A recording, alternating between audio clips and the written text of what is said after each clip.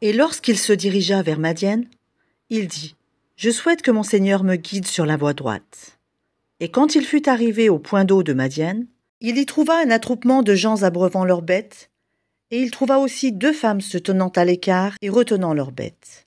Il dit « Que voulez-vous » Elles dirent « Nous n'abreuverons que quand les bergers seront partis, et notre père est fort âgé. » Il abreuva les bêtes pour elles, puis retourna à l'ombre et dit « Seigneur, j'ai grand besoin du bien que tu feras descendre vers moi. » Puis l'une des 2 femmes vint à lui, d'une démarche timide, et lui dit « Mon père t'appelle pour te récompenser pour avoir abreuvé pour nous. » Et quand il fut venu auprès de lui, et qu'il lui eut raconté son histoire, il, le vieillard, dit « N'aie aucune crainte, tu as échappé aux gens injustes. » L'une d'elles dit « Ô mon père, engage-le à ton service moyennant salaire, car le meilleur à engager, c'est celui qui est fort et digne de confiance. » Il dit « Je voudrais te marier à l'une de mes 2 filles que voici, à condition que tu travailles à mon service durant 8 ans. Si tu achèves 10 années, ce sera de ton bon gré. Je ne veux cependant rien t'imposer d'excessif. Tu me trouveras, si Allah le veut, du nombre des gens de bien. C'est conclu entre toi et moi, dit Moïse. Quel que soit celui des 2 termes que je m'assigne, il n'y aura nulle pression sur moi. Et Allah est garant de ce que nous disons. » Puis lorsque Moïse eut accompli la période convenue, et qu'il se mit en route avec sa famille, il vit un feu du côté du mont. Il dit à sa famille « Demeurez ici, j'ai vu du feu. Peut-être vous en apporterai-je une nouvelle, ou un tison de feu, afin que vous vous réchauffiez. » Puis quand il y arriva, on l'appela, du flanc droit de la vallée, dans la place bénie, à partir de l'arbre, « Ô Moïse, c'est moi, Allah, le Seigneur de l'univers. Et jette ton bâton. » Puis quand il le vit remuer comme si c'était un serpent, il tourna le dos sans même se retourner. « Ô Moïse, approche et n'aie pas peur.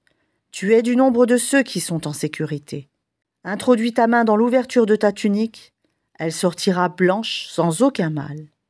Et serre ton bras contre toi pour ne pas avoir peur. Voilà donc 2 preuves de ton Seigneur pour Pharaon et ses notables. Ce sont vraiment des gens pervers. »« Seigneur, dit Moïse, j'ai tué un des leurs et je crains qu'il ne me tue. Mais Aaron, mon frère, est plus éloquent que moi. Envoie-le donc avec moi comme auxiliaire pour déclarer ma véracité.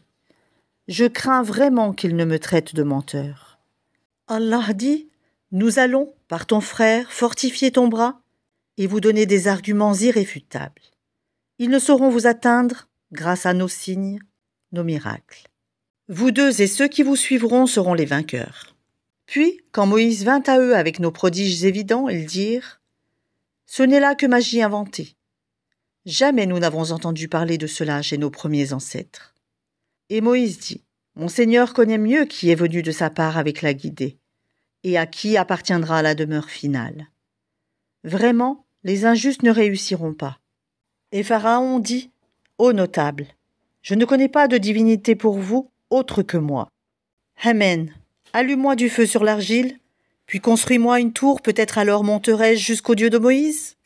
Je pense plutôt qu'il est du nombre des menteurs. » Et il s'enfla d'orgueil sur terre ainsi que ses soldats, sans aucun droit. Et ils pensèrent qu'ils ne seraient pas ramenés vers nous. Nous le saisîmes donc, ainsi que ses soldats, et les jetâmes dans le flot.